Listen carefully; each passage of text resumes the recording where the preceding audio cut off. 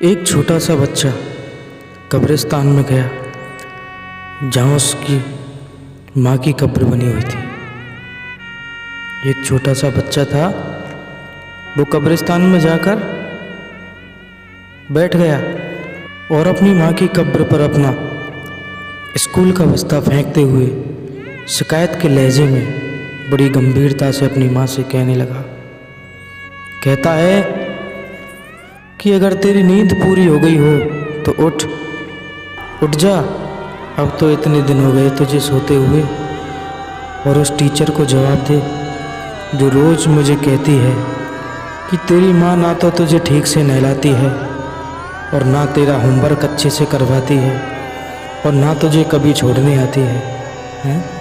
और देख माँ, सभी बच्चे साफ सुथरे कपड़े पहन के आते हैं और तेरे पास मुझे नहलाने के लिए ही वक्त नहीं है।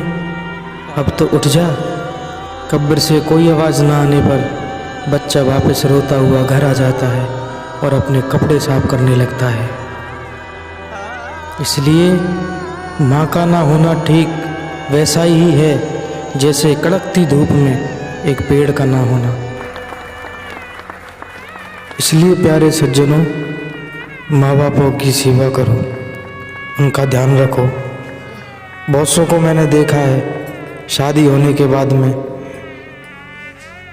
वो बच्चे अपने माँ बापों को वृद्धाश्रम छोड़ाते हैं, घर से बाहर निकाल देते हैं। वो ये भूल जाते हैं कि जिस माँ ने हमको 9 महीने गर्भ में रखा, हमको चलना सिखाया, खिलाना सिखाया, पिलाना सिखाया, इतना बड़ा किया, और एक दिन वही बच्चे क्या करते हैं, बड़े होकर के शादी होने के बाद उनको वृद्धाश्रम ले जाते हैं।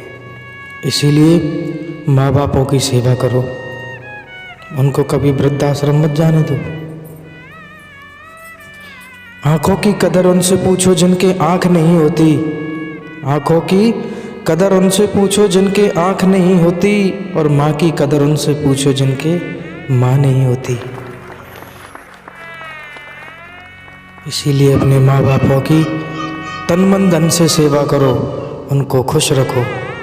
उनको ज़रूरत होती है बुढ़ापे में अपने बच्चों की, जिससे वो उनका ध्यान रख सकें, उनका लालन पालन कर सकें। बुढ़ापा एक बच्चे की तरह होता है, इसीलिए माँ बापों का सम्मान करें, कभी उनको दुखी नहीं करें। अगर माँ बापों को दुखी करके वो चाहते हैं इस दुनिया में बहुत बड़ा मकाम हासिल कर लें, तो ये बहुत गलत फहमी है उनकी। माँ बाप के आशीर्वाद के बिना इस दुनिया में कोई भी इंसान कुछ नहीं कर सकता।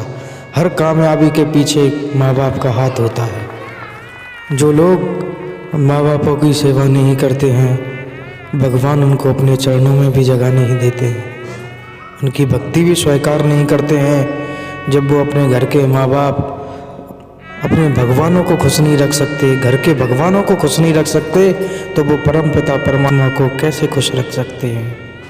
परमात्मा भी उनसे खुश नहीं होते हैं, क्योंकि उनके घर के देवी देवता ही दुखी हैं। तो ऊपर जिसका अंत ना हो उसे आसमां कहते हैं, ऊपर जिसका अंत ना हो उसे आसमां कहते हैं, और इस धरती पर जिसके प्यार का अंत ना हो उसे माँ कहते हैं। घर के माँ बाप ही असली तुम्हारे भगवान हैं, जिन्होंने तुमको ज़िंदगी दी है।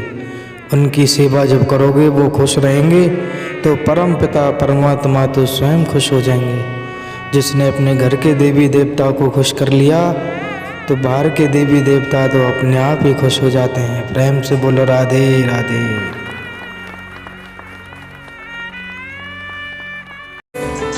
आ